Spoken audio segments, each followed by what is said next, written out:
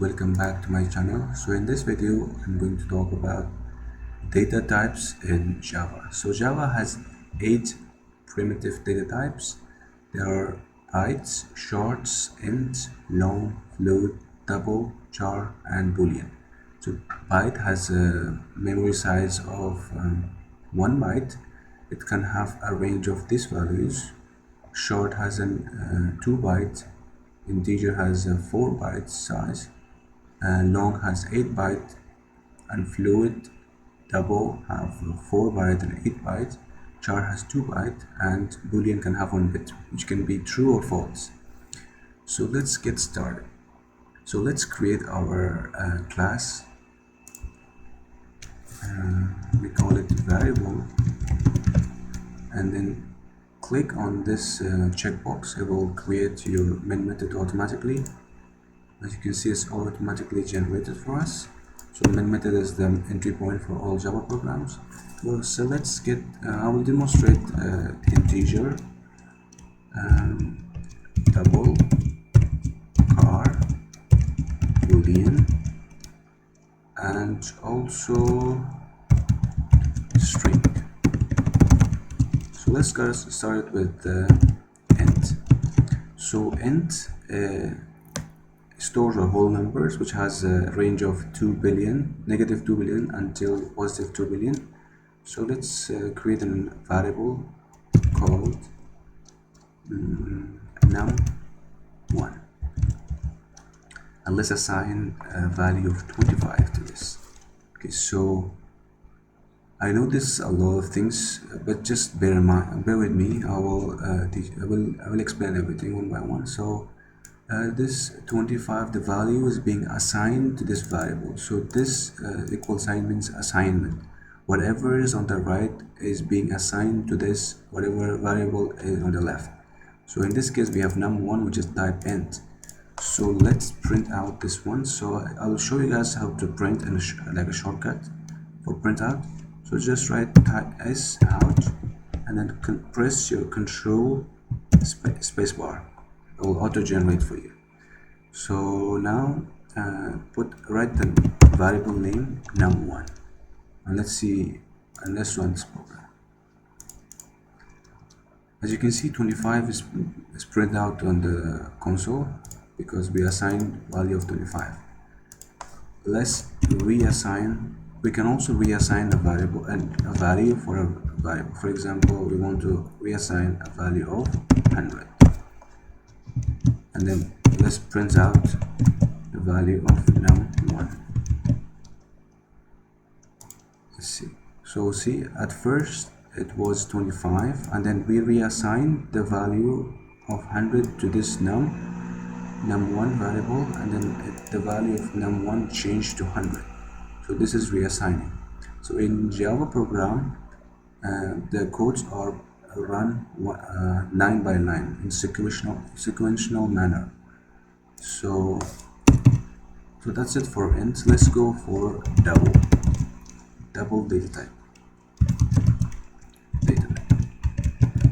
So in double we can store decimal numbers. For example, let's call it num2, for example 25.5. We can assign a decimal value into this variable, which is type double. So let's print out this. This is out num2.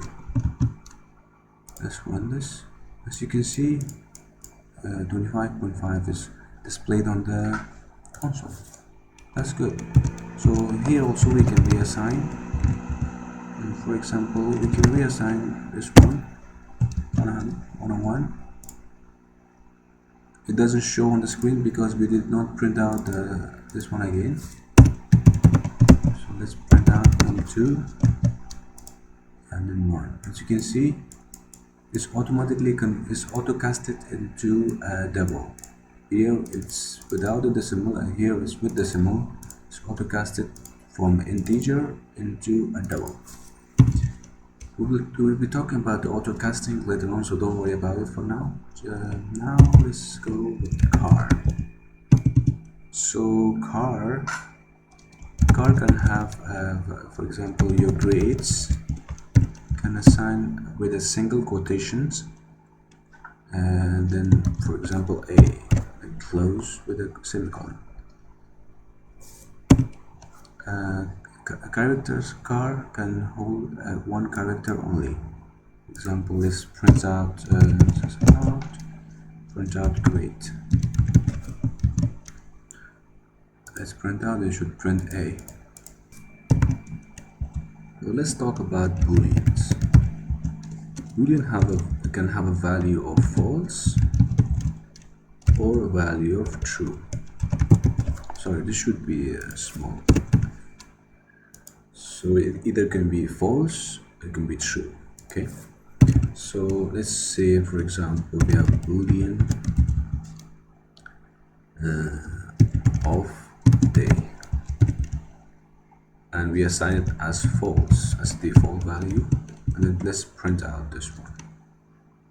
And let's print out this out of day. Let's see. As you can see, false is printed out only because we assign false into this variable of Boolean type. So let's assign true to this value. So of day equal to true.